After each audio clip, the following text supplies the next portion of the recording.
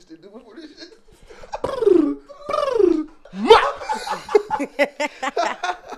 All right, go Pop, ahead. pop, pop. Yeah, you can Pop go. to the top. Go. We're back, and welcome to my MTV Cribs. Y'all gotta put like the little We ding. might have to cut that MTV don't play. Why do you keep saying MTV? Why don't you just introduce the show if you want to do it so bad? It's because it's my MTV Cribs because y'all in my house. You just said it I twice. didn't even peep that. You know, MTV don't play. So That's what. Just say like it's the show about nothing. Cribs. It's episode. B.E.T. Homes. Yeah, BET let us do it. Let's go. Bliggity. Let us rock out. BT don't give a fuck. Biggity, bliggity, biggity, biggity black Sorry, Miss couches. I don't know. What about the big comfy couch? Y'all remember that show? Yeah, that was a good show. That was a good show. It was about a big comfy couch. I ain't never watched it. And it was a You girl. never She watched used the to big like comfy the girl couch? that used to make With the the cleanup? clock with her legs. And, Oh, that's crazy as shit. Oh wait, did she have like a red? Yeah. Oh, okay. Come on now. Okay, Come on now. yeah. You had to see her clean yeah, up once. They yeah, used to play that at Fairview. Facts. We was just jits for real. yeah, right. jits. My You bad. can go now. I be listening to the Kodak one. 68. We're back, and welcome to my MTV BET Crib Homes. How do you keep starting with MTV? You just told her Welcome, not to do that. welcome to my BET Homes. That's worse. That's so bad. BT Homes, that's scary. We're back, and What welcome. could to, that mean? We're back, BT and welcome. Homes could be anything on the other. We're back, and welcome to Pimp My Ride MTV Cribs edition. We're not even changing nothing. Your house always looks like this. Y'all have never been at my house How is it Pimp My Ride though? because I'm here with my little purple thing. Like It's we're no matching. car. This is at water. Okay. Let's And do you it. got purple on too. Like we really matching. Yeah. Okay. Let's start. Let's Hey, start that hoodie over. is crazy, by the way. Appreciate it. Go ahead. Start over. We're back, and welcome to my home, niggas. All right, we There you are go. back. Actually, I'm gonna cut you off right here to say first, if you know, I was gonna do this. R.I.P. Akira Toriyama. I got my Dragon Ball Z hoodie on. R.I.P. a legend. We're gonna start with a 10-minute moment of silence. So just skip 10 minutes. All right. Welcome back to episode 68, my good people. It is an honor to be here. I'm going to stand up real quick and fix my shorts. I am happy to be back. This is episode 68. Charlene, a usual guest, is on as well again. So this is Wednesday, March 13th. This is the day me and Taylor met 11 years ago today. That's Nice. beautiful. So yeah, it's a very special day in my house. I made that up. But Damn. Okay. Wait, no, I, That's still lit. I actually I didn't make that up. I just didn't want the hoes to know. So let me start off with that. salute to the women as always. Most importantly, salute to the women. We have one here. Yes, one of the strongest, most beautiful women in my life. My Shout out women, best for friend. sure my favorite gender. Yes, I mean like, okay. I mean, I just hate niggas. My fault. no, y'all was talking about me, so you should keep doing that. No, we're done. As you guys know, the spot. Actually, introduce the spot. I do want to do that seriously. Welcome to the safe place for our tribe headquarters. That's what I should have said. Yep. You should start calling it that. AKA like, yo, I'm the at safe place headquarters. for our tribe. Our tribe. We are creating emotional safety within the Black community, educating and empowering the community. And the cookout is June 8th. The date auction is March 30th. Damn, that's close. Hey, It say is it like very you close. care. Say it like you care about The it. date auction is March you 30th. go. So if you're watching this and you want me, put your money where your mouth is on Uh-oh. March 30th. Uh-oh. Hey. Yes, I'm talking to you. And if you want me and Taylor, my bad. Jesus Christ. I'm just turning this shit up right now. But You watch Couple to Thruple? Sister wives. My bad. okay.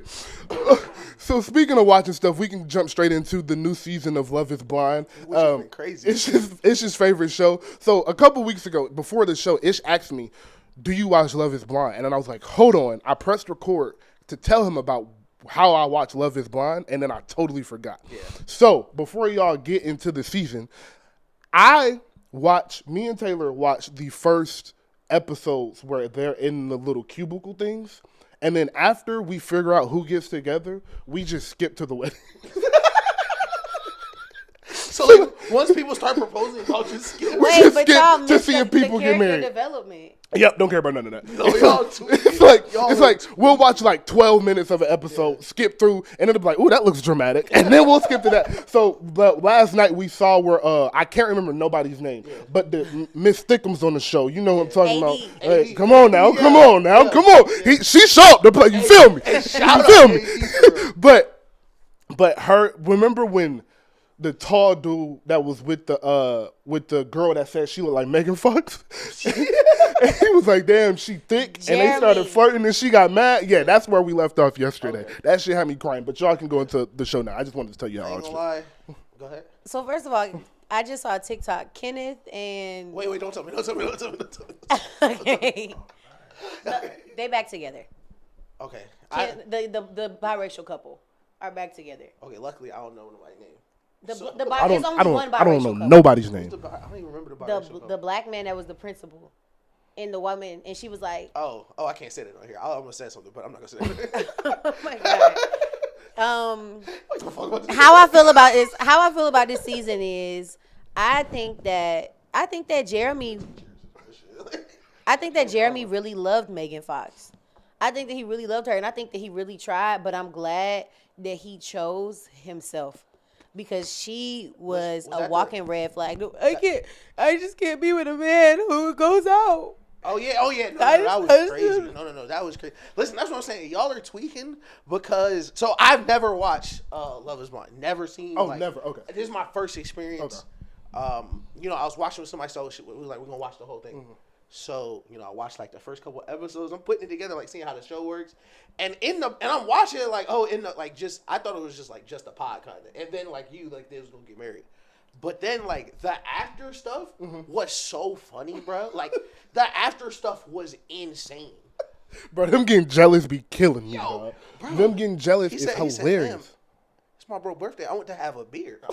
He said, I spent more time driving than I did there. She said, I just can't be with a man like that. I just think that the whole thing be crazy. I think that the time is crazy. Like, all of this is happening over the span of a couple of weeks. Bro. I love it. Bro, Shorty was like, they was walking on the beach, and she was like, I just love you so much. And I was like, you met him 8 days ago. This is why I love it so much. 10 days ago, you didn't know he existed. This is why I love it so much. I don't think that there's a because- time on love. Okay. Okay. Okay. Listen, this is why I love it so much, because I feel like any relationship, you'll be able to figure out if you're going to be there for a while on the honeymoon phase. Like, how long the honeymoon phase lasts, I feel like that'll let you kind of know how long you'll be. That's why I like the show, because for 4 weeks, you went in the honeymoon phase for real. Like, you going on trips. Okay. Bruh, I'm telling you, it was so funny. I forget what dude name is, but they did the little barbecue. Everybody came back. And in the pod, when he told Shorty he wasn't going to be with her, she was like, all right, when you see me, remember. Like, when you see me, keep that energy. She pulled up. This nigga was like, damn, Shorty bad. So that actually leads into exactly the exact topic I wanted to go from this. Yeah. If you were on Love Is Blind, Facts. and you only have 4 questions to decide if you wanted to say yes to this girl or say no, and for you, either or. Right. I like girls, y'all. This might be the Patreon. All right. So what are your 4 questions? Sterling, you go All first. right. My number one question, and it's not in any specific order, just the first Okay. question. What are your top 5 SpongeBob songs? Crazy. I swear to God. I don't know 5. Yes, you do. You know 5. You know 5. You can accidentally You name know more 5 than songs. 5. We don't have to do this right now. We don't. But But you know more than 5. I believe you. I need to know your 5 SpongeBob songs. Okay. I think that it is important to know that somebody that I'm going to marry has digested SpongeBob. Okay. Because I think that's fair, that that's my fair. humor can align with SpongeBob at times. Okay. And I need to know that you're going to get my humor. So That's you real. got to be you engulfed in the You show. know yourself. You a goofy goober. All right. The second one is what is the second one? Oh man, I don't know. 4 questions to decide if I'm gonna marry somebody. Okay. I got my first one. Go ahead. Okay, it would be because they be having crazy long questions. This would be the time of a 2-part question. How many close friends do you think you have, and how long have y'all been friends? That's a great question. Okay. All right. So my first question would be, is it fat? Charlene, second question. Second question: how would your mother, father, or parental guardian describe you? Okay. It's second question. Hold on, before you answer, or while you're thinking, how would you want them to answer to that? How would you want them to answer that? I want to know what they would think, because I think that your parents are people, and I mean it also depends on their relationship with their parent, for sure. But I think for somebody who has a healthy relationship with their parents, like somebody that come in like I love my mom or I love my dad or like me and my family get along, the way that they like. Not what you think of yourself. What do your parents think of you? Because I think the way that your parents describe you is the most pure form of pretty much who you are. But your parents know who you are, because you don't pretend to be anybody in front of your parents. That's like, a you great don't have answer. to pretend to be anybody. That's a great answer. Okay. This would be one of my like last questions, like if it's really like on that track. But I would ask how she feels about like people like hitting their kids, stuff like that. Like, do you beat your kids? Like, Okay. That's a good one. That's a good Okay, one. I got my third question. Okay, go ahead. Gay son or thought daughter? Yo, I feel so bad that TikTok for to get banned because I'm like just getting on there. But that video with Nick Saban boys. Said, no, It's not giving cunt. It's not giving cunt. He said, run it again. You got nobody in the flood. It's so funny, bro. But I want y'all to know that that's a trick question. Okay. Because y'all know for me, Yeah, I know. I will have a thought daughter and a gay son and a gay thought daughter son combo. Yeah, we know how But- you get down. So it is SPOT, very baby. much a trick question, because the Okay. answer should be, It doesn't matter. I'm going to love my children regardless. Okay. That should be the answer. So I'm going to ask that because they're going to think it's funny because it goes in line with my humor. Right. But then they should know that it's a trick question. Okay. My second question would be your top 10 TV shows. I would need to know what TV shows you regularly watch, because I think that says a lot about your personality. And then the third thing I would ask would be, what is the highest level of education you have, and what, if you did go to college, what is your major, and if you did not go to college, what is your reason why, and what are you doing now? Because I think after you graduate high school, like if you don't have a high school diploma, like we don't have nothing to talk about. But if after that, I don't care if you didn't go to college necessarily, your GED. but I want to know why you didn't go to college and what your path is from there, because I do believe that you learn a lot about yourself from 18 to 22. So I feel like if we're 25 now, so I'm assuming we're doing this at our age. 26. Oh shit. So if we're doing this, if we're having this conversation, I ask them that question and they say, yeah, I didn't go to college, but I started this business and I did this, and this, then it's okay, cool. But if they say, yeah, I didn't go to college and I just been working this same little retail job for 6 years, yeah, we straight on that. Okay. All right. So fourth question. Ishmael didn't do a third. Yeah, I didn't do a third. Mine Oh, for my sure bad. would be like, and mine's also a trick question. What do you think is not funny? Like, what's off limits? That's a good one. For me, I think almost everything's funny. Like, very small, like it's got to be real sad or serious, or like for me not to think it's funny. And even then, in a couple months, it might be funny. Facts. So Facts. like, I need Facts. to know, because I can't be with someone who's like, wow, I can't believe you just said that. Or like, Yeah. Yes. Yeah. like Because that judges you for like the stuff you find funny. Because I have a very like childish, it's like I'll laugh it over. So Exactly. that would That's a definitely great be question. I think that aligns with my first question, because like the humor is like, y'all don't know how many situations I've been in where I'd be like making jokes and they be like, Yeah. yeah, they be I'm mad. telling you. They feelings be hurt. Listen, there's nothing worse than like being out with a girl and you got to explain a joke. Oh my god. Man. Oh. Yeah. Fourth cringed question at the idea of is, what's your top 10 music? What is your top 10? It Yeah, could be, and I'm you not, stole mine. and I'm Yeah. gonna leave it open. It Okay. could be albums. It could Right. be artists. It could be songs. I'm gonna say musically, what is your top 10? Mm-hmm. I think because mine was music related too. My question would be more so like, if you had to build a soundtrack to your life, what would be the first 20 songs? That's kind of where I would go. Like, because if I had to, I could rattle off 20 songs to be a soundtrack to my life kind of easily. And I feel like if you can't, then you don't listen to enough music for Go me. Girl by Sierra. My bad. Okay. It's fourth question. I ain't gonna lie, because I don't know if I've ever I don't know if they show all the questions, but one of my first questions would be like, do you have any celebrity crushes? Especially if we all love is blind and you finna gain like 20,000 followers. That's a good one also. I don't want you to be like, oh my God, yes, I love Drake. I tried to run on the stage and then like we get famous. I think an even better question would be, do you comment on celebrities' Instagram pictures? Oh, that's because if you comment on Instagram celebrities' pictures, we have nothing to talk Listen, about. I'm gonna hold off on that. Unless it's for a giveaway. Because I thought it was just women, right? And then I saw niggas replying to Braun IG. Hey, bro. Be quiet. Listen. Be quiet. Right? Stop. Oh, it was Daniel? It was Daniel in the comments? No. It was no. Daniel I will in the tell you comments? after this. Be quiet right now. Daniel Hey, definitely was in Kobe's NFL comments. free agency. Daniel was definitely in Kobe's comments like, rest in peace, bro. I miss you every day. No, but that's different. Niggas be like Braun be like, yo, great workout. I'm with Bronny at USC. And it just be niggas like, yeah, regular, bruh. Yeah, yo, Bronny look good. Yo, good shit, go. Like, on a regular Wednesday. I did just ask a guy what was his cartoon crush. And he said he didn't have any cartoon crushes. Mrs. Incredible. I was gonna say. Okay, so the most guys will say Mrs. Incredible. Hey, put Miss Incredible. Most of the guys will say Mrs. Incredible. AKA But I asked him, Elastigirl. and You he feel said that me? he didn't have any cartoon crushes, but he had a crush on Madison Pettis in game plan. That's a I was solid like- answer. That's a solid answer. Oh, Nani. From Lilo and Stitch. Nani, yeah. That's the yeah.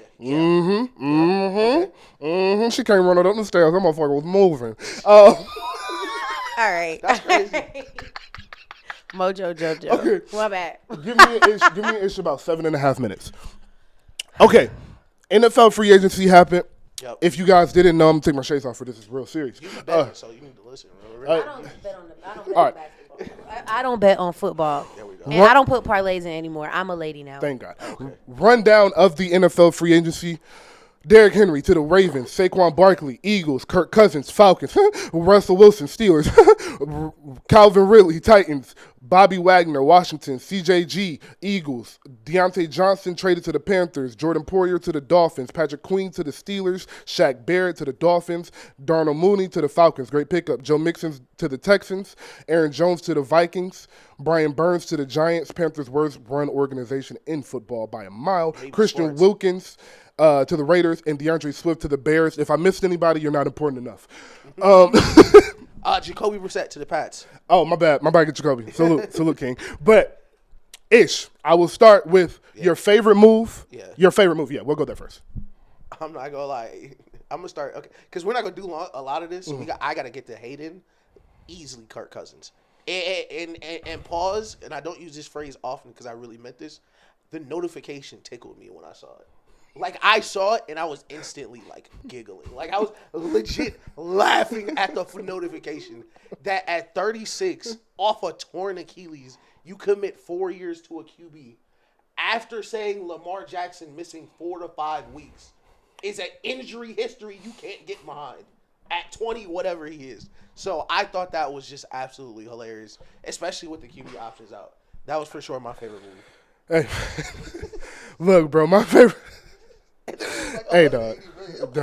Oh my God! All right, so my favorite move, seriously, was Derrick Henry to the Ravens quite easily. I think that they were already a championship contender, Super Bowl contender, but that puts them over the top. Only thing they got to really worry about next year is 15 and CJ Stroud. My least favorite move. Least favorite was probably, I'm gonna say Saquon to the Eagles. Ironically. Why? Really? I didn't think you were gonna say that. Why? Because I feel like he really should have went to the Texans.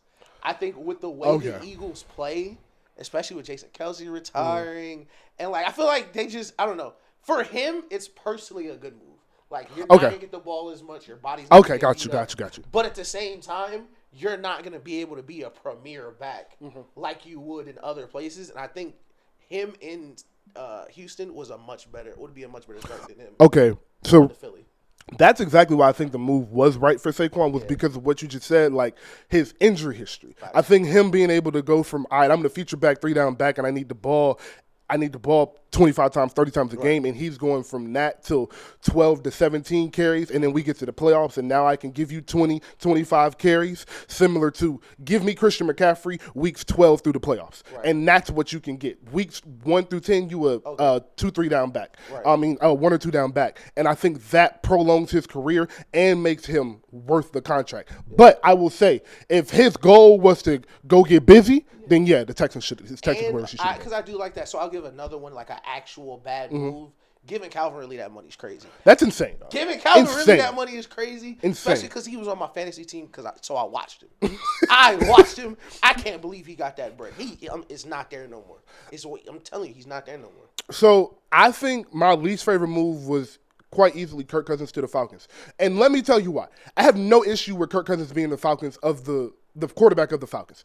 My issue is that you gave exactly what he said. I'm going to repeat. 36-year-old quarterback, torn Achilles, $180 million, $100 million guaranteed. Salute to Kirk Cousins' agent. Salute. First ballot Hall of Famer. First ballot Hall of Famer.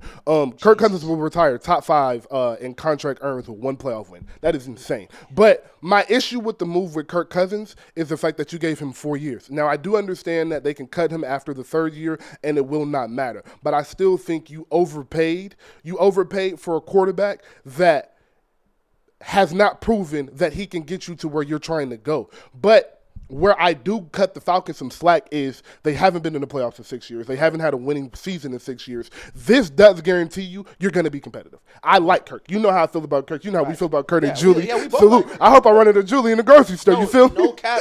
Shout out Kirk Cousins and his family. For real. Great people. For real. So I do think this makes them a quick contender. It makes them a real contender with the Bucks to win the NFC South next year. And I think they will. And that'll get them in the playoffs, which I think is honestly more important than getting to a Super Bowl right now for Arthur Blank. I just think he wants some money to fill these stands. And if that's the case, I understand, but 4 years is ridiculous. And I will say, nobody wants to be this guy.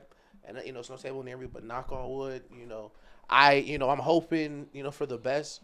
But, dude, 36 coming off an Achilles, like, I don't understand how you can even invest 2 years into him before you see him play. And, like, it's not like he blew his Achilles at 30. He blew his Achilles at 36. QB stopped playing regularly at 36 without doing that. So adding 4 years to that just sounds dumb. But, again, it is the Falcons. And to cut a little bit more bail, Kurt has been playing the best football of his career these past 3 years. Like, he has actually gotten better every single year the past 3 years. So if you're looking at it like that, now I'm gonna put that on old boy out of Minnesota. I forgot his name. Jefferson. I forgot about Justin Jefferson. I was talking about his coach. I was talking about his coach. Yes, of course, Justin Jefferson. Yeah. But though between his coach and Jefferson, I do think that has to do with the reason why. But they do have a good offensive coordinator from the Rams, Kyle Shanahan tree. Raheem Morris is also Kyle Shanahan tree, Sean McVay tree. And then they have their possession receiver. They have their deep threat in Mooney, possession in Drake London. They got 2 tight end threats now with Kyle Pitts and the one they just signed. And then, they have the 1-2 punch in the backfield. So I do like their team. I do think they will make the playoffs, but I don't think the move makes sense if your goal is to win a Super Bowl. Yeah. And that is where I'll leave it. The last move I want to say, if you have any more, let me know. But the last move I want to say I really love was CGJ to the Eagles. I love that move. Love that move. Yeah. What's the corner name that went to the Lions? Oh, my God, he's so good. The Lions traded for a corner. What is dude name? Let me see if I can find it. Shout out Barry. He's going to be so mad I don't remember this name. But also a few names while you looking up that. I also do love the move with the Giants, although they're going nowhere fast. Brian. My fault. Carlton Davis. Oh, yes. Former Buccaneer. Okay. Brian Burns to the Giants I did like as well. Yeah. But, yeah, that's it for football. Charlene is here, so we're not going to bore y'all. I know we got some beautiful women watching that don't care about nothing about football. Yeah. So for all my real niggas, we'll be back on Monday with that. Or Tuesday when the episode drops. All right. Nelly. We're back at it. Nelly went on the shop and said something I've been repeating for the past 10 years. He pretty much went into detail about how the 2000s in music was complete war. And he says it was easily the hardest time as a rapper to drop music, to blow, to pop, because you had all of these artists and rappers in their prime at the exact same time reaching for one spot. And I wanted, before we have this conversation, and ask if you guys think, one, if that's true, and two, what 5-year period in the 2000s do you think was the hardest? I just wanted to give you some of the albums and artists that came out in the 2010s. The answer is 2001 to 2006. That's a great pick. Carter's 1 through 3. All three of Kanye's Dropout series, Black Album, King, Trap Music, Thug Motivation 101, Eminem, The Eminem Show, the documentary, Outkast. Get Rich or Die Trying, The Love Below, Blueprint, Black Album, are all, and then Nellyville. All of those albums came out in the 2000s. Artists: Hove, Nelly, Wayne, Kanye, Ludacris, Clips, Outkast, Eminem, Missy, Scarface, Ghost, Nas, T.I., Ross, Jeezy, DMX, Joe Budden, 50 Cent, Ja Rule, Beans, Cam, Jadakiss, Mace, Busta, Pusha, and Common dropped one of the best albums of the 2000s. Don't forget the baddest bitch, Trina. And Lil' Kim, all in the same time, same period. And this is before streaming. This is for people to just open their phone. This is when you had to really decide what you got. $30 for 3 albums, or you got $36 for 3 albums. You got to really decide, do I want this new Wayne album, this new Kanye album, this new, all them artists. You got to pick between those 3. So I wanted to ask you guys, 1, do you agree with Nelly? And 2, if you do, what is the 5-year period that you think was the hardest? Yes. Did you also say Mystical? I don't know if you said No, I did not, but yes, Mystical is also in there. And Juvenile as Pharrell, well, the and Pharrell. Nerds. Yeah, Man, the list is ridiculous. Like, it just keeps going. 2001 to 2006. That's 5 years. Why do you say that? Because I think about the music that I listen to, and I think about the music that was dropped in, and I feel like that was the time when, like, I know for me, that was when I was like, wow, like, music is crazy. Like, music was crazy. I remember, I mean, even when I moved to Georgia in 2004, and music was in its prime. Like, this was, I remember, and I don't know if it was 2004 or 2003, but I can tell you exactly what I was doing the first time I seen a front end music video. And I like that's it's such a core memory for me. And I was like, wow, this is music. And I was not even in first grade yet. And I was just like, yeah, like, this is music. Nelly dropped down again, man. Nelly, first of all, Nelly saying this is crazy because Nelly is Nelly. Like, Nelly is a diamond selling artist, dog. No, so him Nelly, saying that really is like, wow. No, for sure. And I think I agree with it because you think about the music that was put out at that time. And everything was also so different. Like, I feel like now we get into, like, a way of, like, there's, like, a sound. Like, this is the sound right now. This is what's cool right now. But it was, like, a time where, like, everything was different. Like, nobody had, like, even all of the things that you just named, nothing sounded the same because we living in a time where T.I. was thriving, Mystical was thriving, Pharrell was thriving, Jay-Z was thriving, and then we had Outkast that was doing something completely different than all of them. It was like, everybody was doing something completely different, and it worked. And everybody loved all of the music. Hits were hits, and hits were undeniable, versus now, a hit could be a hit, and you have never heard it. I only want to respond to that hit point. I wanted you to answer. But the hit point to me right now, nowadays, a hit feels like it's manufactured. Back then, a hit was a hit. It's like it came on and it was like, oh, this is gone. Like, when I hear them old songs, like, I was listening to it was one of them Nelly songs I went back and listened to after he said this, and I was like, oh, I see why this went. Like, it was, the second it turned on, it sound like 10 million people were supposed to listen to this. But Bouncing back. I definitely agree to a certain extent, especially with a lot of stuff you said. But I will say I've always been this guy. The nostalgia does wash away, like, the great stuff from that era. Because there was the Backstreet Boys going #1 and stuff like that going on back then, where all the stuff wasn't great, but the history we do wipe away. Like, we only remember the great stuff. Like, we're not going to remember naturally all the mid albums. Of course. But I do agree that. But I remember a lot of mid albums. I do want to put that out there. You saw it? I do remember a lot of mid albums. No, I mean like I don't want to name any names, but like you know, stuff we shouldn't remember. But I definitely agree, and I actually agree even a little more with Nelly.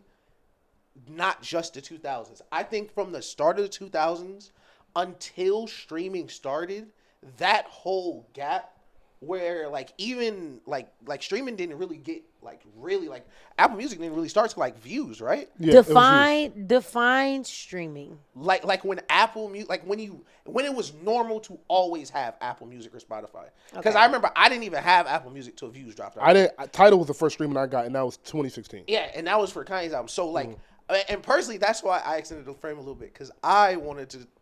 I think 08 through 13 is also in that era because in 08, that's a good one, bro. We got 808s and Heartbreak, Carter 3, and Jeezy's on Fire. I mean, 2013. And then you get all the way to 2013 where you still got those same people dropping. But now you got another same, Born Center, Yeezus, Postal. So I think and Good Kid. Yeah, and I think that was like the mixing point between the two eras. Okay. And everyone was still dropping.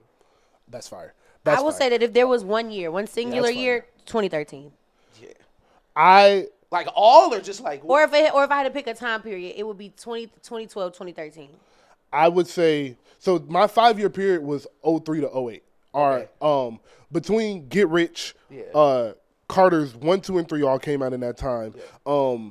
The Black Album came out in 03. Yeah. Graduation, Late Registration, and College Dropout all came out in that time. Yep. B came out in that time. I believe The Love Below came out in that time as well, and Staconia. Didn't Jeezy drop? Jeezy dropped TM on 101, and also the mixtape culture. Yeah. Like, that's something Nelly never mentioned, was that mixtapes really hit the streets crazy around that time as well. So that was another thing that you had to pull listeners' ears in to. And so with Jeezy and Wayne. We haven't mentioned Nicki But yeah, Beat Me Up Scotty. Yeah. Jeezy, Wayne, Nicki, Gucci, and 50, all of them doing that mixtape shit, along with the fact that you got to go to the store and buy these albums, and then this mixtape music is free. Yep. I think that time period, because you had to figure it out then. And I think that's the hardest part, which is I completely understand and agree with what you said about 08 to 13. But by the time we got to 08, 09, 2010, we kind of figured out how to, all right, we gonna drop here, this mixtape can come out here, and the mixtape can kind of roll out the album and all of that. We had kind of figured that out. 08, 03 to 05, that shit is new as hell. Niggas is trying to figure it out. We panicking. We in the label office like, oh shit, how do we drop around in the club when this motherfucker been number one for 6 months? So I think all of that, the newness of the star power, of the firepower, and of rap being the biggest genre, becoming the biggest genre, that made it the toughest 5-year stretch. See, that's why. What year did Watch the Throne come out? 2011. 2011. But that is so crazy. That was one of my points, was how new it was, because the blog culture and internet changed rap in that little time. Facts. Like Complex, the double XL list, marketing your album, because it was so different where Drake could go from everyone in the industry is like, this is going to be the biggest rapper alive for the rest of our lives. Mm-hmm. And at the time, it makes no sense. But the blog culture and the fan base he built, like between him, J. Cole, Wale, Chance the Rapper, Big Sean, all of them who understood like, oh, I can build all this on my own through the internet and really build my own fan base. Like, all that was so new for so many different artists that you saw like a little meet in the middle point for it. And I think that's like right at 2013. That's a great point. That's an excellent point. But to your point, the hardest 2-year stretch for me would be 08 and 09. I think all that music that came out around them times 2010 was ridiculous. Mixtapes. 2010. What came out in 2010 is from mixtapes. A lot of mixtapes did come out around that time. No Ceilings was 09, so that missed the cut. Well, then I might be thinking 09, 08. Yeah, 08, 09 was No Ceilings. What year did no, that was later, because Rich Forever. Damn, nah. Hey, bro, 08 to 13 is a crazy 5-year stretch, because I'm thinking about all them albums that came out. Bro, Teflon Don came out. That's when Ross started to pop. Like, Ross started to pop after that era, too, as well. And then MMG, and that's when the label shit started happening, with Young Money, MMG, Good Music, TDE. Yeah. Like, all of that shit was popping. So 08 to 13 really is, like, that's a good one. That's a good one. But if I just say 1 year, 2013. 2013, that's my year. If 2013 I had to listen a tough to year to for compete 1 with. year, that's the year. 2013 a tough year to compete with. I'm gonna go 02. I'm gonna go 02 or 03. Man, it's a lot of good years. Listen. 03 went Black Album, Speaker Box, Love Below, Trap Music, Get Rich or Die Trying. Gracious. Everybody's. Back from Mercy G Unit. That was Freeway's album that year. That's crazy. Hold on. What did Wayne drop in 03? He didn't drop in 03. He dropped the Carter one came out in 04. Yeah, actually, DJ he started Envy dropping dropped? us. He I'm started sorry. dropping the squad mixtapes in 03. I'm going 2013. 2013 is crazy because 2013 was Born Center. Oh, that like was the you said Neptunes too. Stranger Than Fiction. What album is that? That's Kevin Gates. That's hilarious. Listen. Kevin Gates dropped that. Kevin Gates has been 2013, dropping we got since Long 09, Live bro. ASAP, Yeezus, Nothing Was the Same, Acid Rap, My Name Is My Name, Watching Movies with the Sound Off, Born Sinner, Magna Carta Holy Grail. We also got Trap Lord. I don't know if y'all was in the Ferg. We got 2 Chainz, Boats 2. Mm-hmm. We got Wolf The by Tyler. Gifted. Yep. That's a good one. The Gifted. It was something crazy. else on here. Because of the internet, Trap House 3, I'm Not a Human Being 2, Hall of Fame. Yeah, 2013 was crazy. We got Kid Kid Cudi. That's insane, bro. Kid Cudi, all of that. Man, listen, that's the year. If I could only listen to hip hop music from one year, that's gonna be the year because this was my defining. Stay Trippy, Juicy J. Listen, that was a time. Juicy J was in his bag then. But like, if I had to look at a time of music that I wanted to consume, then it would be that. Just 1 year. I can't search on my phone for 1 year, so I'm gonna leave y'all. I'm gonna leave y'all to that. Did Fo Lauren come out in 2013 too? For Lauren, nah, I don't. It was think December 24th, 2012. It's 2013. so. Okay.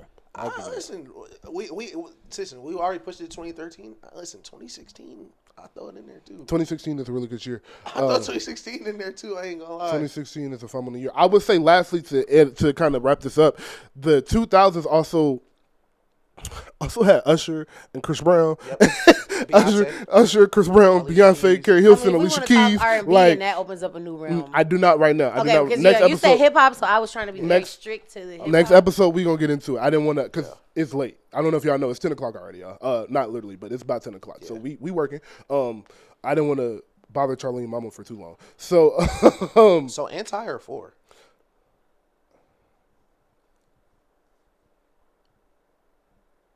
Anti. four. Anti. I think I might get that anti, and I love 4. Okay. But I was- anti is one of my favorite albums. Okay, That's I was just- because I said 2016. I wanted to make sure we all loved anti like that otherworldly. Because Listen, I'm Rihanna Navy. I think that 4 is. tired.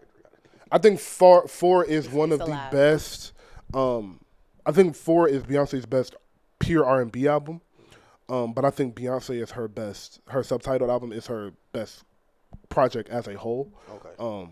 So, yeah, I would give Anti the slight edge, like Okay, slight edge. That album is like that's a ridiculous And it's not album. retired. I just want you to know Rihanna is a mogul. No. I meant like you're like a retired lieutenant. Like y'all aren't in the Navy anymore. No, we're still. She's dropping this year, by the way. She is dropping this year. I don't know if she should though, but that's hey. I got a question before we get into what I had to next. Actually, this kind of leads into where I was going. Beyonce, Cowboy Carter.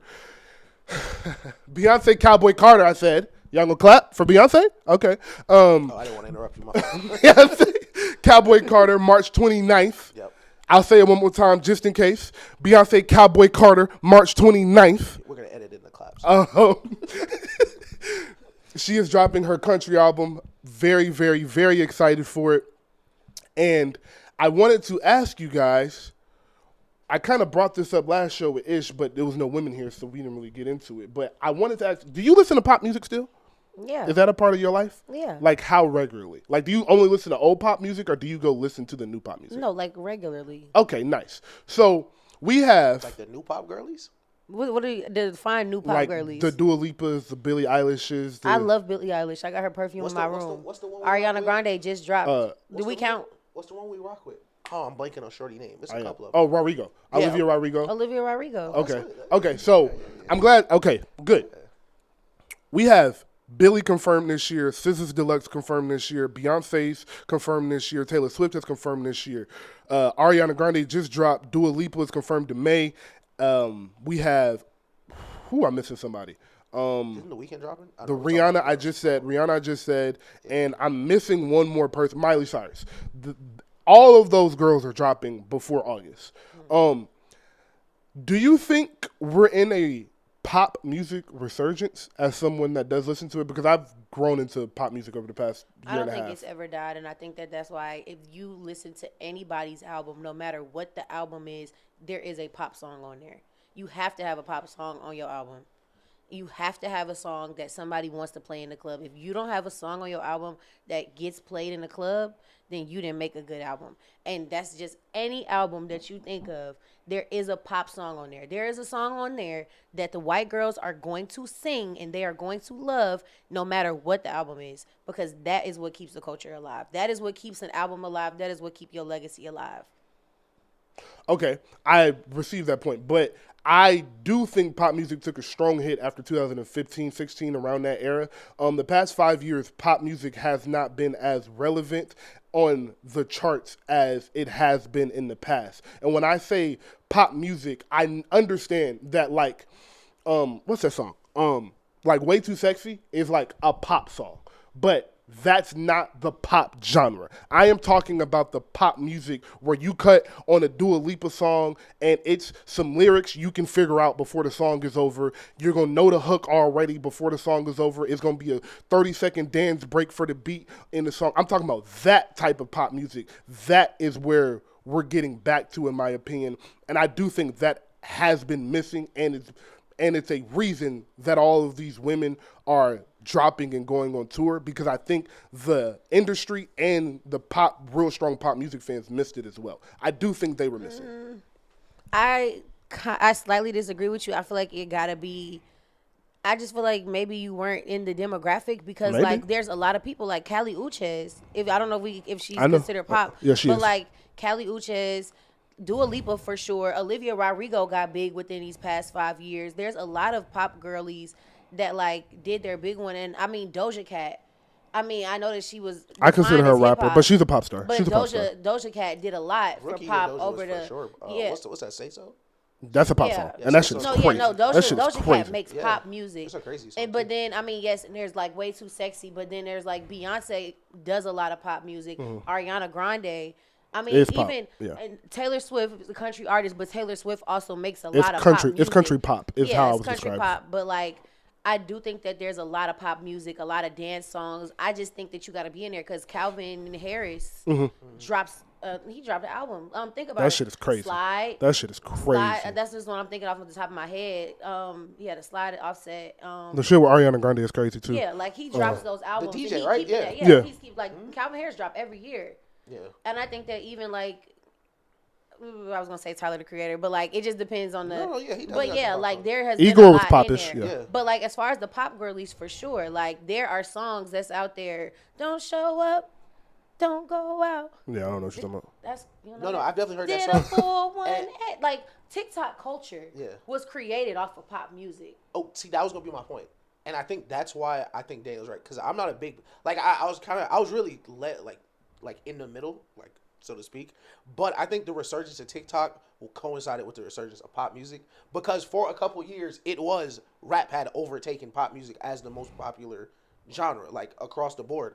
But with TikTok coming back and being a fan more important than ever, all the TikTok like pop girlies have giant fan bases. So now instead of it just being, oh yeah, I run this Twitter fan page, no, I run this TikTok that's getting this song played everywhere. So all the girlies with the big fans, like the people who are there to support them, they are able to just influence their artists more. So I think as TikTok got bigger, pop slowly I don't know, got because bigger Nicki and bigger. Minaj always drop a pop song.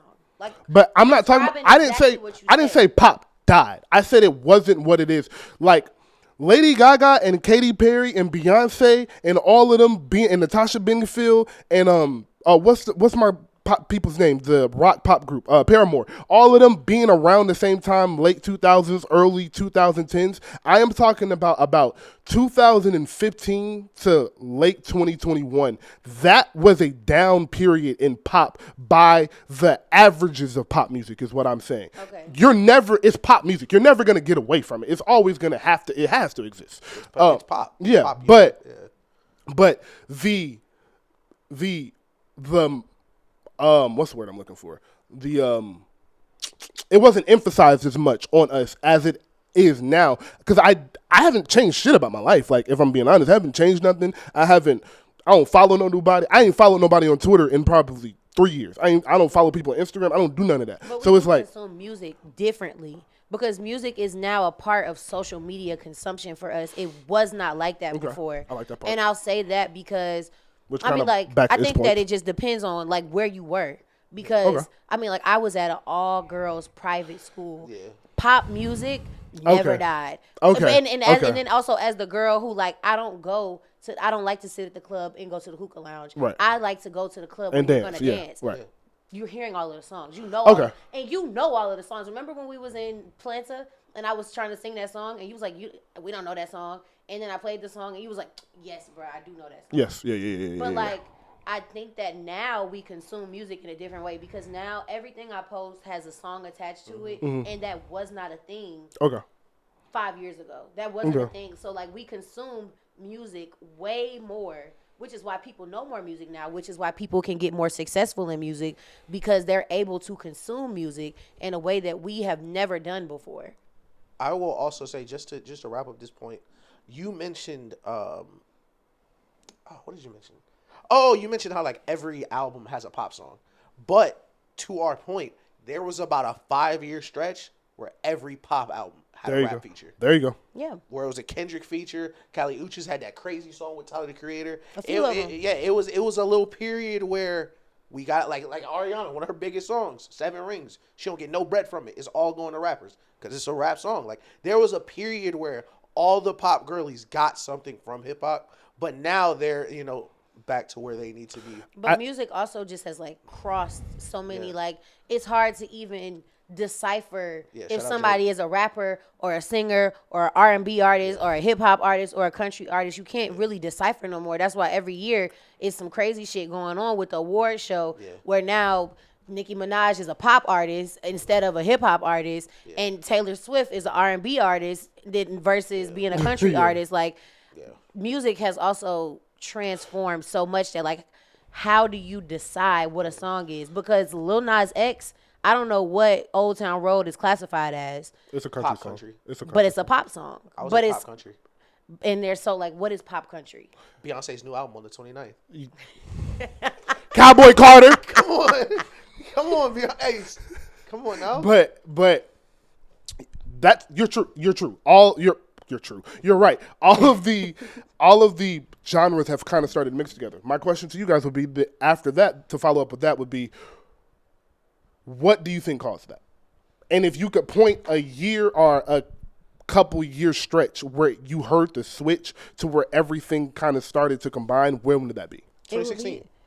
Oh, what'd you say? Go ahead. I'm not gonna say 2016. Yes, I am. And for me, it doesn't start with not with TikTok culture, but kind of the same like the Triller culture. But I think it kind of started with the Jersey mix culture for me, because at that point it was like, we're gonna take this song, but we're gonna put it on another beat, and we're gonna make it this or we're gonna make it that.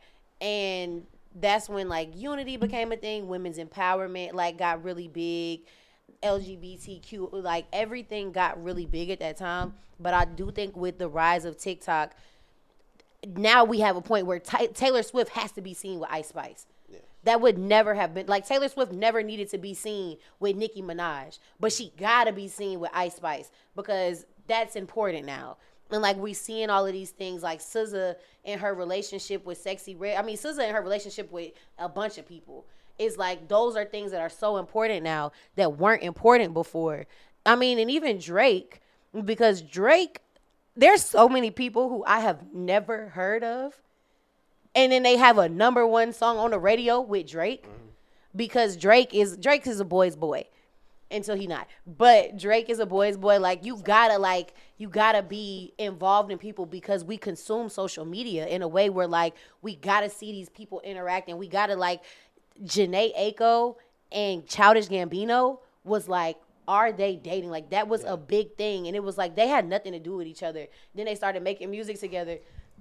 Okay. What was that? What was the? No, they weren't dating. Either way, we're not gonna get into it. we'll talk about it. But yes, I do think that it kind of was the TikTok era where people you had to remix the music. Oh, this sounds good together. But I think it's always been a thing. Okay. I think it started in 2016. I think there's like a, for me, I definitely think it's a literal like line of demarcation where Drake was the biggest rapper in the world, but he was just like, okay, I'm just gonna make pop music now. And then we had never had an artist like Wayne kind of tried to do it with rock, where I'm as big as I possibly could get. Let me see if I could just make another genre and niggas will still buy it. And once Drake started cause it was literally a batch of them in a row. It was Work, One Dance, Controller, and a couple other sounds, and they all hit. I believe Sweeter Man came in around that time as well. Wait. And then what we forget is Drake wasn't the only nigga doing that once that started. Go ahead. Because I just thought about this, and I got to shout out my friend Will. He just posted a video. I reposted it this morning on my story. Did y'all watch it by any chance? No. And he was talking about remix culture. Mm-hmm. And about how remix culture is really what redefined hip-hop and what also brought pop to hip-hop, because Mariah Carey was dropping shit, and then she was making these remixes that did not sound the same. She got Jay-Z her first #1. I didn't know that. But she got Jay-Z her first #1 on Heartbreaker. When she turned it into, like, Mariah Carey, a lot of her music is like slow ballads. And then she's getting these rappers on her songs. Yeah. She's completely remixing the song, and now it's a pop song, or now it's a hip-hop song, and she got those rappers on there. And that's what remix culture used to be. And even think like Throw It in the Bag versus Throw It in the Bag the remix. Yeah. It's like, it got to a time where like remix culture was like, we gonna make a new song. It's a song that everybody already love, and we gonna change it.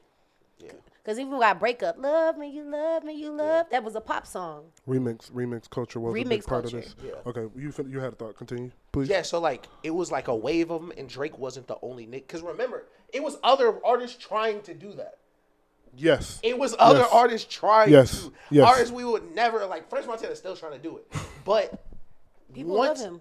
People do love French, dog. Once it worked, Drake, the whole next album, Post More Malone. Life, was completely different. Post Malone, Macklemore. Post Malone. I don't count white people in this. Oh, okay.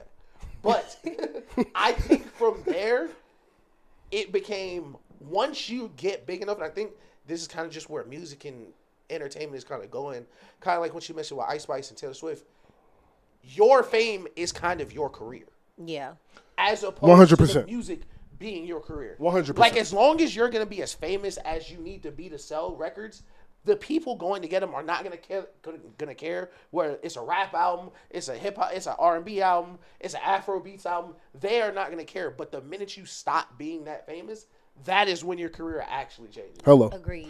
I do disagree with you guys. I think the switch was a little bit earlier than 2016. And I have the exact song it was. Okay. Dark Horse by Katy Perry changed everything. Dark Horse by Katy Perry with Juicy J changed everything. That album, I believe, whatever the album was with Katy Perry, where she had all them crazy ass hits on them. Yeah. So not 23? So not 23? Probably. I don't really know the name of the album. She's talking about Miley 23, Cyrus. Miley Cyrus in a club, high up park. No, because Dark Horse came after that. I mean, Dark Horse came before that. Dark Horse came in 2012 or 2013. It was around that time. And right after that, I was like, oh, this is a rap. And right after that, all the pop music started mixing in hip-hop, and all the hip-hop artists started going to work with the pop artists. We got Miley Cyrus coming to mix over. We got Kendrick with Bad Blood. I don't really count Wayne in this because he was always doing this. Right. But then we got the Drakes. Drake was a pinnacle to point in that. You're not, nothing you guys said was wrong. I just think the start of it was Dark Horse. I think Drake took it to somewhere we didn't know it could go. Right. But the start for me would be Katy Perry's Dark Horse, because of the sound of that pop song was a trap beat. Because Juicy J got on it and put his shit on it, and Juicy, you know who Juicy J is. Right. So that would be the start. 23 came out 7 days before Dark Horse did. I just wanted to throw that out there. Really? Yeah. That's hard. Then I would say both of those songs. It was at I had that no time. idea. It was the time I period. would say that time period. Yeah. Those two songs were the biggest influences in that. But that leads me also to shout out to Mike Will. Salute, real legend. But that maybe it was Mike Will. Hey, shout out Mike salute Will. Mike Will. Shout out Mike Will, dude. That leads me to more music. This is a very music heavy pod. Kanye West has been in a frenzy, man. I don't know if you guys know this, but I want to read his rant because it was hilarious. And then I want to give him a hand clap after I read the rant about what he is trying to do. I can't read the rant. I sent it to Taylor, and it didn't load on my phone, so I can't read it. My bad, everybody. I'm sorry I disappointed Shout out, you. yes, Jules. Are you talking about the fuck Drake? Yeah, fuck? he said, fuck everybody. That's crazy. I might have it saved. I'll look. I didn't even read it. All right. If you didn't read it, you missed out, bro. He said, fuck everybody, and it was hilarious. But where the conversation is going is Kanye and Ty Dolla $ign obviously are dropping Vultures 2, doing the rollout right now. No telling when it's going to come out because it's Kanye West, but it's going to come out eventually. Yep. Or not. But when he said that he's not releasing the album on streaming anymore. He said streaming is basically legal pirating, and because of that, artists should not be releasing music on streaming anymore, and we should release it direct to the consumer. I believe that what he is doing is very, very powerful and can potentially change music as we know it within the next 5 years if he completes this. The reason I believe that is because we have seen Nipsey Hussle drop a $100 mixtape and it worked. Lloyd Banks last year dropped a $100 album or a $50 album and it worked. People brought it. I want to say shout out to L.A. Russell, up and coming independent artist. He drops independent music and has people pay the price they want for the music. Parks from the Joe Budden podcast does the same thing. So we do have a small amount of people trying to go from from music to consumer directly. But we haven't had a Drake, a Kanye, a Wayne, a Hove, a Beyonce, a Taylor Swift do it.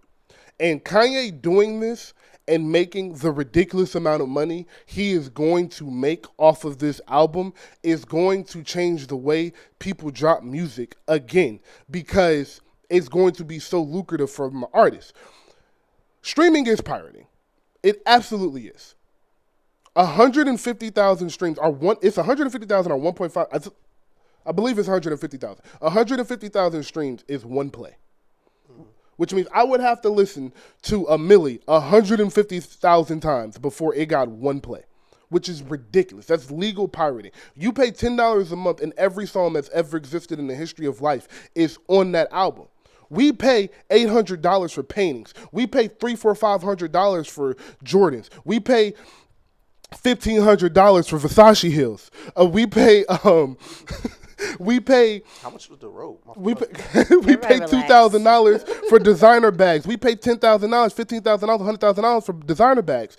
And you gonna tell me Kanye West album isn't worth $20? You gonna tell me a Beyonce album isn't worth $20? You gonna tell me the album that Beyonce spent 3 years making, spent $1 million on, recorded 14 videos for, recorded 70 different tracks, recorded 90 different songs for this album, got it packaged and delivered to you. You gonna tell me that's worth 50 cents?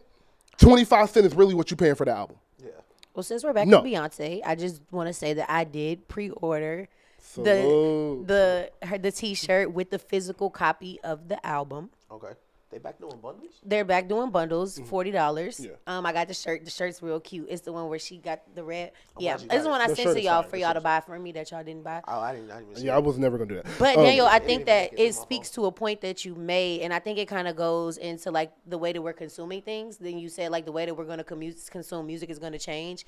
I think that a lot of people started to realize that Apple Music was bullshit, and that's why we got people that go to Spotify now, and we got people who just started using Tidal. But I'm thinking about like, like on the TikTok feed, like people are using digital cameras again. Yeah. I just ordered a camcorder. I think that people, and I have not thrown away any of my CDs. I still have all of my CDs. Right. I think that like even the game systems. I don't know if y'all ever see like the TikToks where like they're like, get this game system, and it has all of the games that was on the Nintendo 64. I own a modded PS Vita. Yeah. I think that we are gonna go back to a time. I think that niggas are gonna have Walkmans. So, I would listen. I didn't know we would bring this up, but I am a member of the modded game community. Like, taking games apart, taking your Wii, literally cutting it down and making a portable Wii. Like, it's so like the modded like hardware, like physical copy. Like, it's a lot of them out there. Like real talk, a lot of like physical media, and a lot of people still do. I'm glad you mentioned you had your CDs. A lot of people still buy DVDs. I still buy DVDs. Like, we just threw away our DVDs. But I 1,000% agree with Daniel that it is going to change how music is shared a little bit. And I think what happened with streaming was so interesting because we kind of didn't realize what was happening until after. Where I think now, and I've never heard this anywhere, I think right now streaming and streaming numbers are being, I don't want to say like weaponized by the labels, but are being controlled by the labels to control artists. Hello. Because no artist outside of making a number one hit can determine what their first week numbers are going to be. Those first week numbers are from corporate sales, adding. When Drake drops, he's on the cover of every Spotify, every Apple Music, every homepage on every streaming site. When other people drop, that's not the same thing. And the difference is, especially with what you mentioned, how many times you got to listen to songs, those numbers in the aggregate are the difference between where you see an artist who's on a label go from, oh, he was selling 120, or and then he get off the label and now he's selling 70. Yeah. And as an artist, too, playlist placements, exactly, all of that. where you gotta pay to be on these playlists. And these playlists, they're not like, yeah, we listen to them, but man, when I used to go to work, it was a phone with just a Spotify playlist on it. And so this is my thing, bro. This is kind of where I have an issue with. This is why I'm looking at streaming as legal to pirating, because, all right, I know the conversation around him has been what it's been, but I want to take it off of that and just focus on the music for a second. Meek Mill just dropped the EP called Heathenism, and it's actually really good. Don't know why it's titled that, but it's all five of those songs are crazy. But it's sold, don't laugh, it sold 6K apparently, this week. Mm-hmm. But that doesn't make any sense to me. Right. Because I don't care how you feel about Meek Mill. Meek Mill did not forget how to rap. Yep. Meek Mill did not forget how to pick a beat for himself. And Meek Mill did not forget who should go on a song with him. And I know that because that Future feature is crazy. Yep. That Fabio feature is crazy. And all five of those songs are good. You're not going to tell me only 6,000 people listen to that album. And that is what the 6K number means. Yes. Which means you're lying. Like, you're just lying. You're making up numbers to benefit you, to benefit the label's pockets. And I will say, like you just said, if he was still, because him and Ross are independent now, like real independent. Yeah. If him and Ross was still under Universal and MMG and all of that, I guarantee that EP does 60K, 70K, which means you're lying to benefit, like you said, your artist, and anybody that is not artists, your artists are conforming to this type of transaction. We're going to limit your resources and your pay. That should be illegal. So I watched Wonka on HBO. Shout out, dude. I forgot his name. Hey, can you stop real quick? Because I'm not going to remember if I tell you this. I watched The Killing Joke. We can talk about it later. Okay. But I watched The Killing Joke. Okay, continue. I needed to tell you. Okay, man. All right. Shout out dude from Timothy. I don't know how to say his last name, but shout out dude. He was super good in Wonka. I love the movie. But there's a part in Wonka, like, I don't want to give away the story, but they were basically like, you can't sell chocolate without a store. And you can't get money to get a store because they're not going to let you sell your chocolate outside. So they got you right where they want you, basically. Like, and that's how it is for these artists. And I think that's why it's being used to weaponize them. Because right now, there is no need for a label if you are an artist right now successfully. No, you don't need a label. Because early 2000s, yeah, we need a label. I need to get you on this Hot 97. I need a marketing budget. I need you to be on this magazine cover. And now you can just randomly post your song on TikTok, and then one little girl made up a dance to it, and now you're and you're more famous than everybody at the label. But the difference is, if the labels can, I don't want to say manipulate. If the labels can manipulate their numbers the way they do, they will. And the problem is, us as fans, we are so selfish in supporting our stand, our group, that instead of recognizing, like, these numbers don't mean anything right now, because instead of, like, early 2000s, these are just the numbers, these are just what niggas sold. No, these are being manipulated. So when somebody do drop, and I don't want to use Meek Mill, let's use we're talking about the pop girls, because this is a good example. Like Nicki Minaj, her numbers are lower than they would be on other albums. And instead of, like, everyone realizing, like, oh, it's a different era, numbers aren't the way they are supposed to be, nobody's doing 7, like, unless you're re-releasing another album like Taylor Swift, like, you're not doing 1 million first week like everyone used to. instead of us understanding that, niggas go, she washed. She did this first week. Exactly. Like, she only did 200K. Exactly. She mid. So do y'all think that this might go into our last conversation about like TikTok? Because once people's music is on a platform, the labels can't control the streams the same way that they would once they're on platforms like that. I think, that's why we talked about the label deal with TikTok, UMG, and I said I was on the label side, and I do agree because I think you would be right if those streams were counted the way they should be. Yeah. But if they're not gonna count those streams, that is a problem for me as an artist, especially if I am one of them artists that I get on TikTok and shit move. Like if I get on TikTok and like Jid had that shit, surround sound. And it makes it where you have to question it. Yeah. Because if somebody surround sound and there's multiple videos that have over 1 billion views, that's whatever the numbers, whatever the numbers. Where's my money for that? Where's my bread? Those are the streams. Yeah. And it's all of these videos with billions of views. Right. And then there's 1 billion people who've used the sound. Right. And my thing is, like, especially with that scenario is, like, when I think about it from the business side, when you're looking for that bread, the labels used to say, all right, this is what we got to spend it on. Like, this is where the money's going.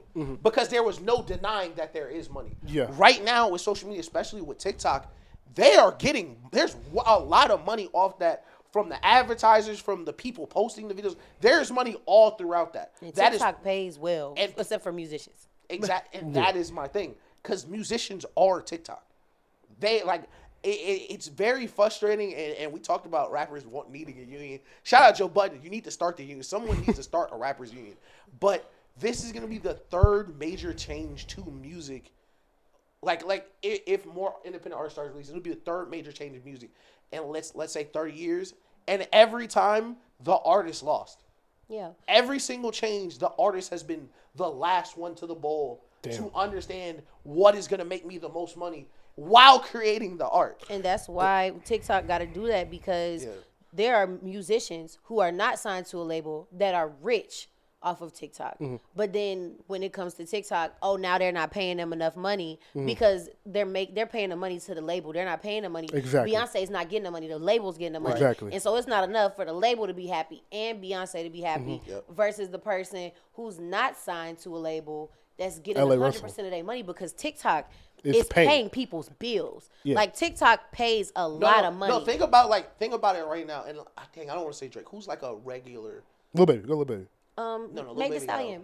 She's just Let's say signed. Meg. She just signed. I'll say Meg, especially because Meg just had label trouble. Okay. Label troubles, right? Meg was going through her label stuff, so her pockets wasn't probably as good because she was in a terrible deal. Yeah. So she wasn't getting the bread she should. I'm Meg Thee Stallion. You're dancing to my video. But Charlene, who run the TikTok dancing to the video, is making more money. Got more bread than me because she dancing to the video. That's crazy. How am supposed to be cool with that? Music has become the cheapest art form available. And that's my issue, because music is more important than any art form that exists. In every art form there is music. When you go watch a movie is not the same without music. Right. If you go to an art show and go to an art collection, they're going to have some form of music playing around to set the mood when you're walking around. If you're walking into a Chick-fil-A, you hear music. If you're walking through a Target, you hear music. In every aspect, every walk of your life, you hear music. Even on talk shows, their breaks come with music. Music revolves around everything, and everything revolves around music. So for it to be treated as it is just cheap form that anybody can do and master is asinine to me, because we have proven time and time again that that's not true. Because if it was true, Drake still wouldn't be the biggest rapper in the world, and Cole wouldn't be the second, and Kendrick wouldn't be the third, and Future wouldn't be the fourth. We wouldn't still have the same biggest four rappers in the world for the past 10 years if anybody could just pick up and do this. Yeah. But they can't. They cannot. This is a special form of art, and it should be treated as such. And until, as it said, a rapper union is formed, or until niggas is just like, fuck my label deal and drop music independently, nothing is going to change. But this is why I love everything Kanye is doing because Kanye is the guy that has to do it. It's not gonna be nobody else. Lil Wayne too high, Hove too rich and don't drop no more. Drake label deal too good. Drake probably got 500, 600 Drake million way from a too deal. good off the Drake got the best label deal ever in the history of life. And Beyonce got her own record label already, so it's not the same for her. So it was gonna take Kanye or like J. Cole to be the one to be like, nah, y'all gotta go pay $20 for this album. And that will be the switch. I'm not guessing. I am telling you. The second the numbers come out, 6 weeks after Kanye drops, and Kanye has made $1.2 billion off this album, or $565 million off this album, that's going to his pocket.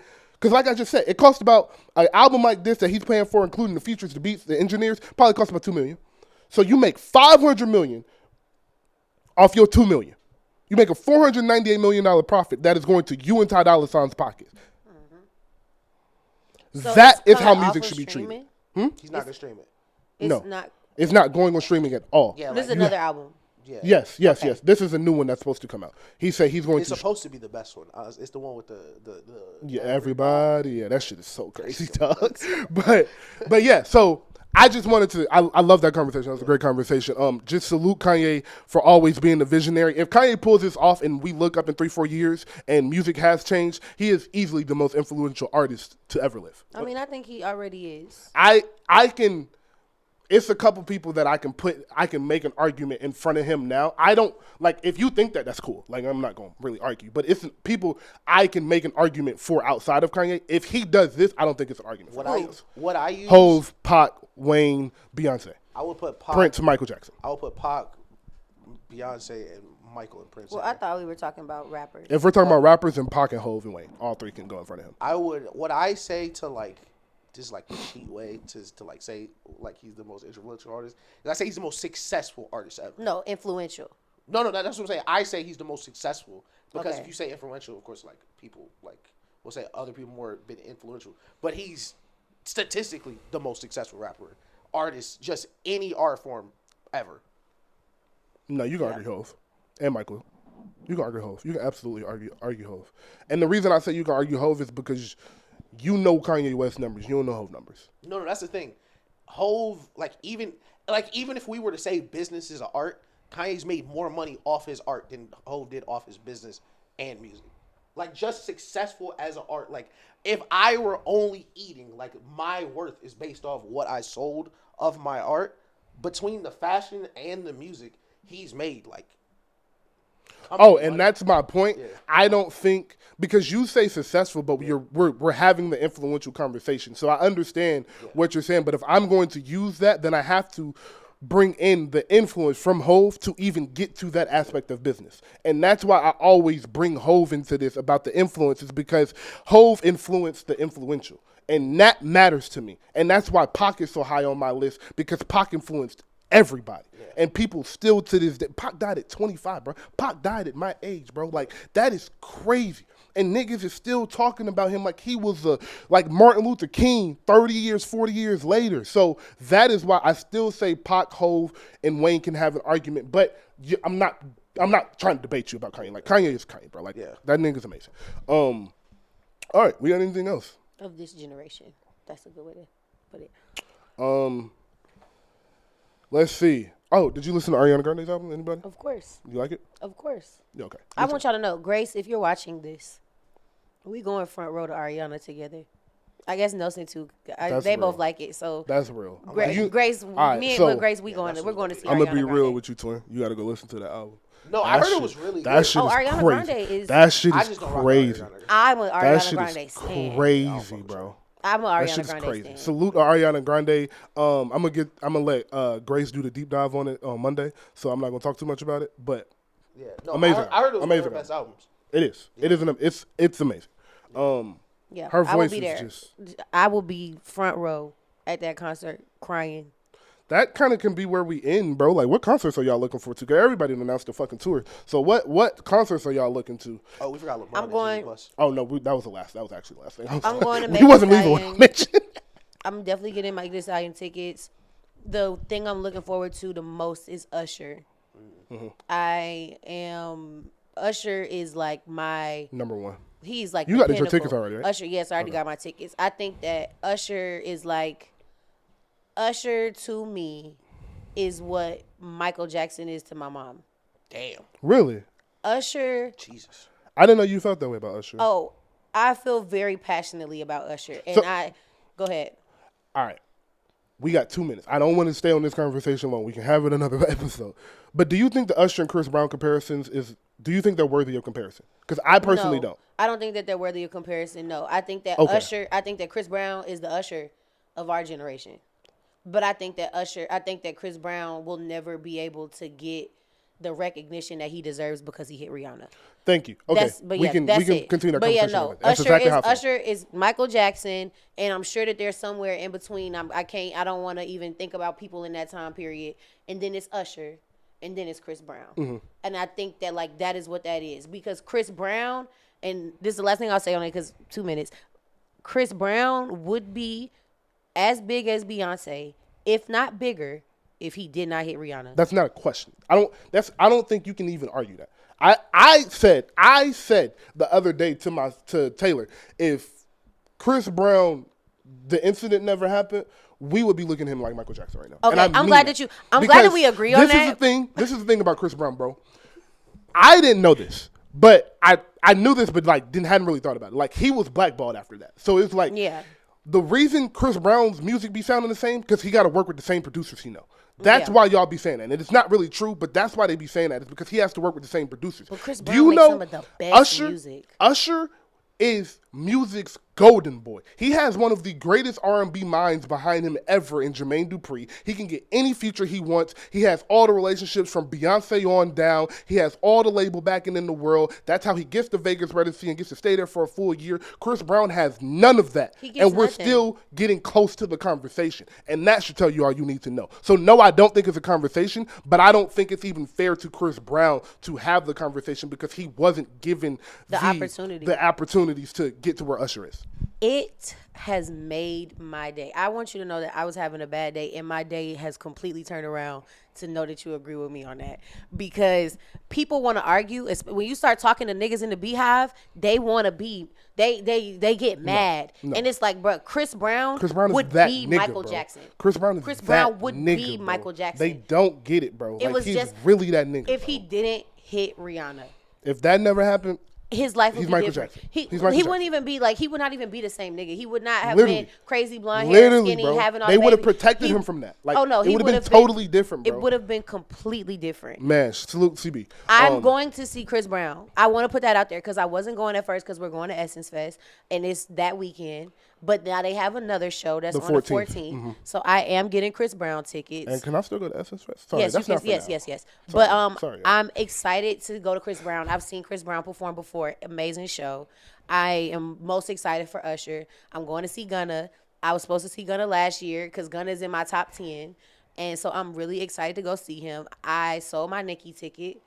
I want to go see Ariana Grande. If Beyonce goes on tour again, I'm going to see her. Let me call you later. Let me call you back later. Is that a woman? Keep going. Meg Thee Stallion for sure. I can't wait to see that booty in person. Ooh, I can't wait to see that booty in person. Beyonce, and then if Janae goes on tour, I'll go see Janae. If Rihanna goes on tour, I'll see Rihanna.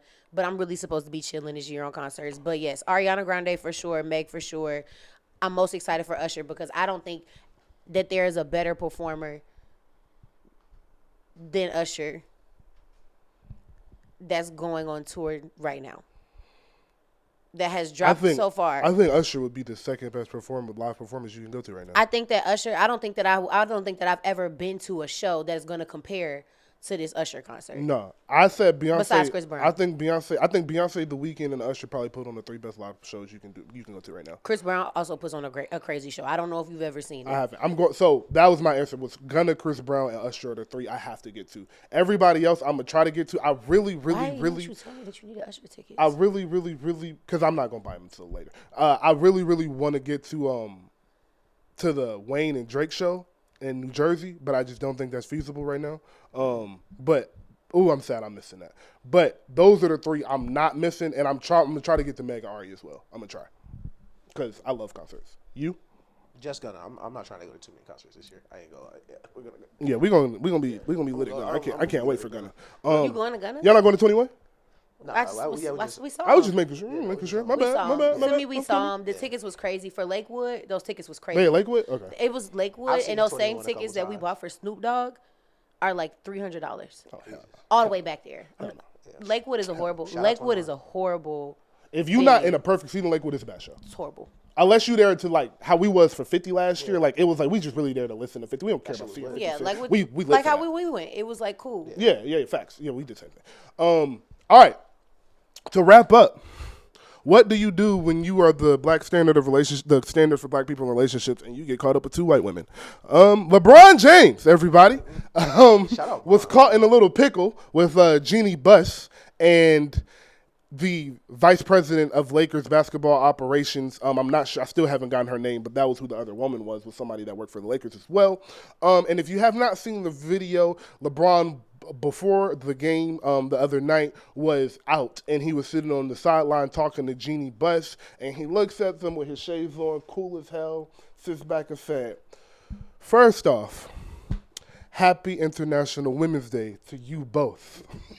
Is this what he's saying? This is exactly what he said. I did not see the video. It's word for word what he said. I haven't seen the video. I only seen the screenshot of the picture. The video They both look at him and go, "Oh my God, pull the video. thank you," go watch the video. and hug on LeBron and give him smooches. Not really, but obviously LeBron is the gold standard in relationships. So we are looking at LeBron like, "Oh, how you finna come on from this?" So I just want to ask you, what you think Savannah said to him when he walked back in the house? Listen, I will say. I think that she's used to it. No.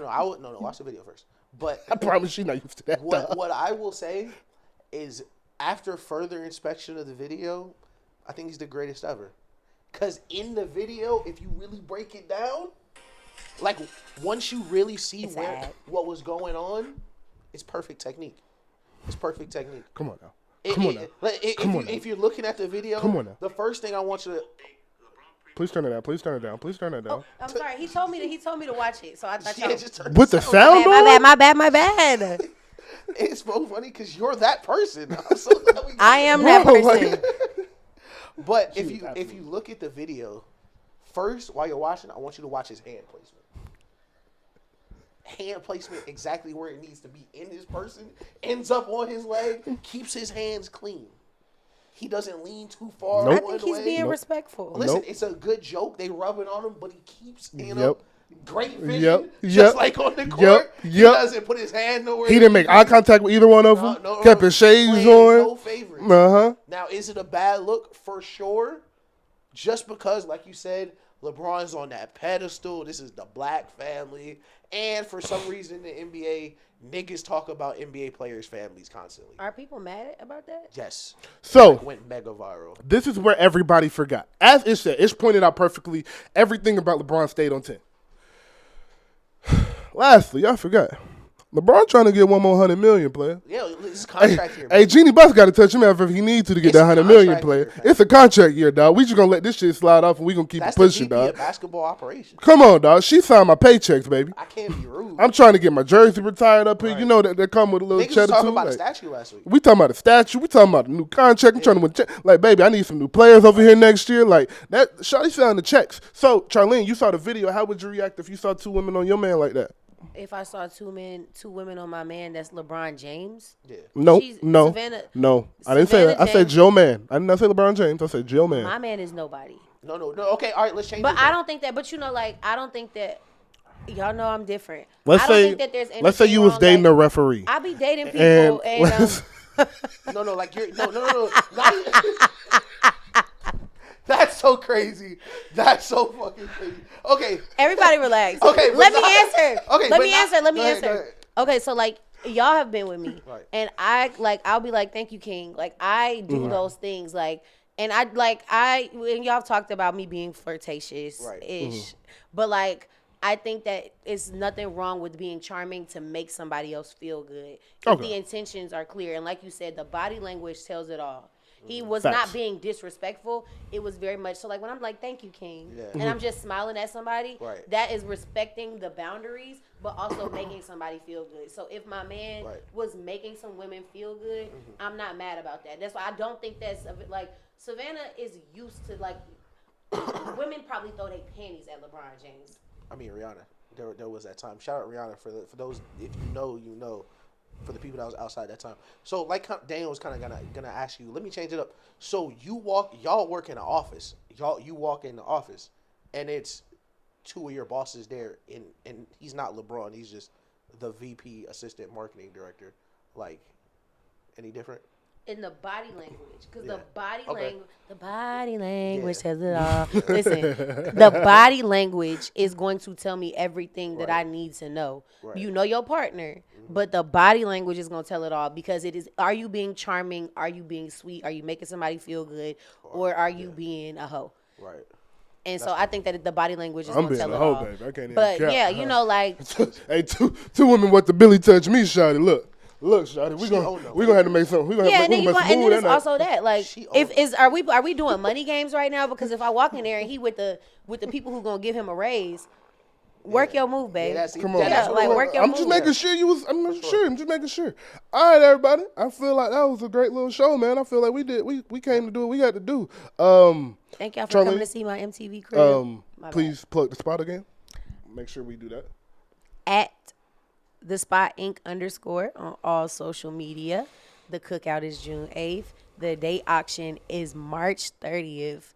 Again, the date we are auction out is what? here. The date auction is March 30th. Oh wow. No, what is it? Oh, the day auction, we are going to be auctioning off eligible bachelors to either go on a wow. date.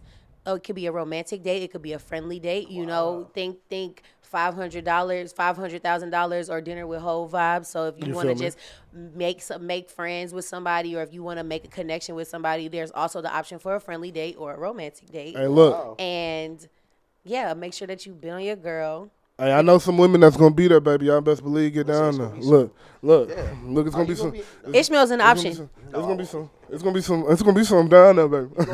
Y'all gonna be in the auction? I told you. We gonna be in that motherfucker. Hey, man, y'all be safe, man. It was a beautiful episode. Again, thank you to Charlene for allowing us to record at her house. That's why everything looks different. She is a great friend. Y'all be safe. This is episode 68. Please like, subscribe, comment. I am D-Rock. That's the greatest DJ Ish. That is Charlene. And We thank already you for showed coming about to my nothing. crib.